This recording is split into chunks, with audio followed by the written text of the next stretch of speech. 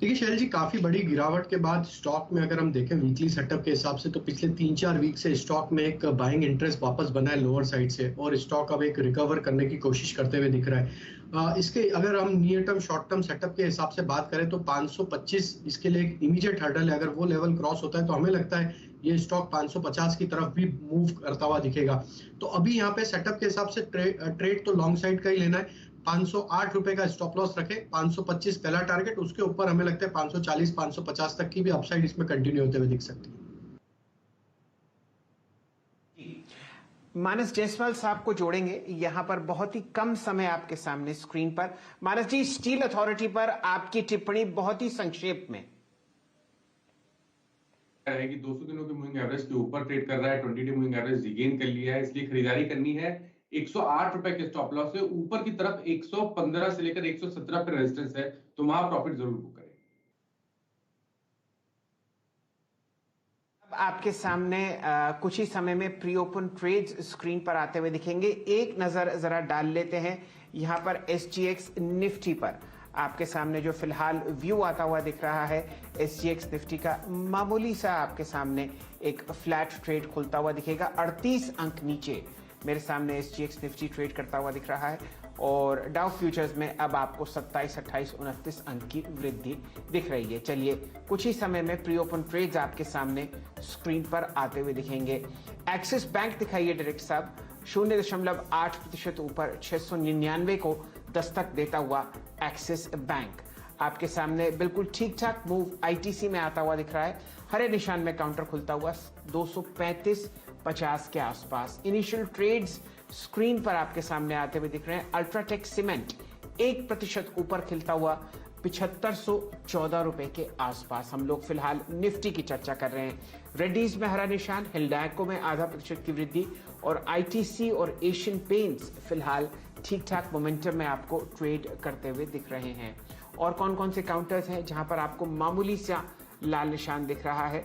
ये सारे trades readjust होंगे तो इन पर ज्यादा तेजी या मंदी का रुझान नहीं रखते। एक नजर FNO स्टॉक्स में डालते हैं जहां पर आपको बढ़िया मोमेंटम आता हुआ दिख सकता है। डायरेक्ट साहब लेके आइए IEX 2% ऊपर खुलता हुआ 274 रुपए के आसपास। श्रीराम ट्रांसपोर्ट आपको 1% ऊपर 1510 के आसपास खुलता हुआ दिखेगा, और फिलहाल 1% की वृद्धि आप पीडीलाइट और बर्जर पेंट्स में भी आते हुए देख रहे हैं। वीरेंद्र जी, कोई खास ओपनिंग टिक्स मुझे स्क्रीन पर नहीं दिखते हुए निफ्टी के दर्शन करा देते हैं आपको। अभी 17,300, 216 अंक नीचे, इसको जरा एडजस्ट करने देंगे। यहाँ पर इस तरीके की ओपनिंग आपको बहुत ही कम आती हुई दिखती है। बजाज इलेक्ट्रिकल्स यहाँ पर आपको 9% ऊपर ट्रेड करता हुआ दिखेगा 1140 पर, और आपके सामने ठीक ठाक मूव्स आते हुए दिख रहे हैं इस वक्त JSW एनर्जी में 2% ऊपर 302। वीरेंद्र जी, आपकी नजर में कुछ आता हो? ये फिलहाल ओपनिंग ठीक नहीं लग रही। जी हाँ, 205 अंक नीचे थोड़ा सा वास्तविकता से जोड़ने में इसको देर लग रही है, लेकिन एस्कॉर्ट्स पे नजर रहेगी। याद रखिएगा 8 रुपए ऊपर अगर आधा % के ऊपर खुलता है तो एक बार फिर से अपने करियर की हाईएस्ट ट्रैजेक्टरी के आसपास खुलेगा। बाकी टाटा स्टील, एशियन पेंट्स बिल्कुल स्थिर है, बैकफुट पे ग्रेसिम है। Bajaj auto, TCS, M&M, Infosys एक काम करते हैं, इसको जरा थोड़ा सा वास्तविकता से जो और जुड़ने देते हैं। यहाँ पर अब रुक करते हैं सीधा सौदा की टीम का। नीरज जी की टीम, आशीष की टीम में आज क्या क्या फैक्टर्स थे, कैसे टीम बनाई उन्होंने, वो 20 लॉजिक क्या है, आइए देखते हैं। पहले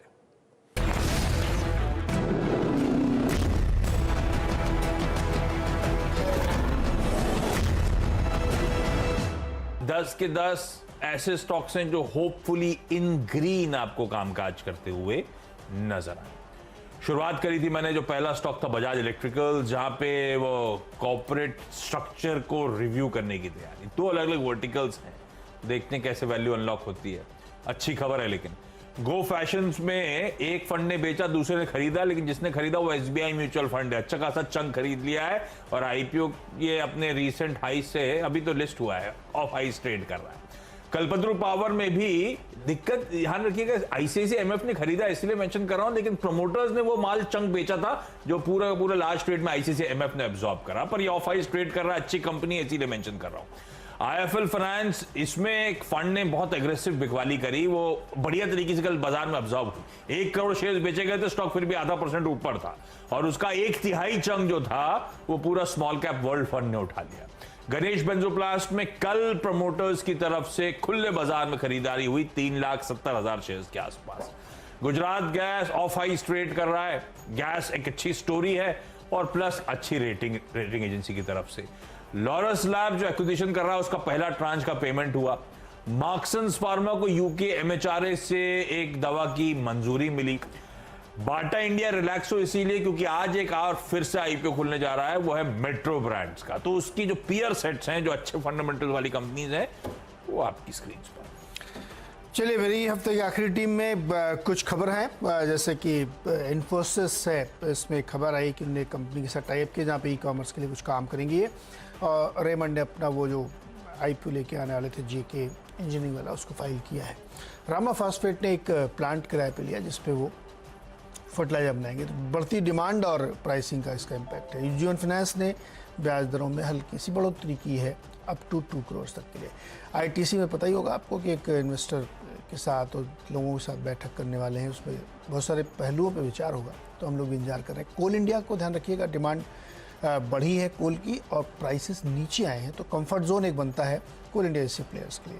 वोडा आइडिया और येस बैंक में मोमेंटम चेंज है क्योंकि लगातार इसमें एक मजबूती देखने को मिल रही है, तो ध्यान से इसमें करें, लेकिन मोमेंटम बन रहा है। IOC और HPCL के लिए थोड़ी सी बुरी खबर है क्योंकि पेट्रोलियम प्रोडक्ट्स का जो कि नवंबर की जो सेल थी वो घट के आई है थोड़ा सा, ये एक कंसर्न हो सकता है यहाँ पर, तो इसको भी ध्यान में रखा जा सकता है।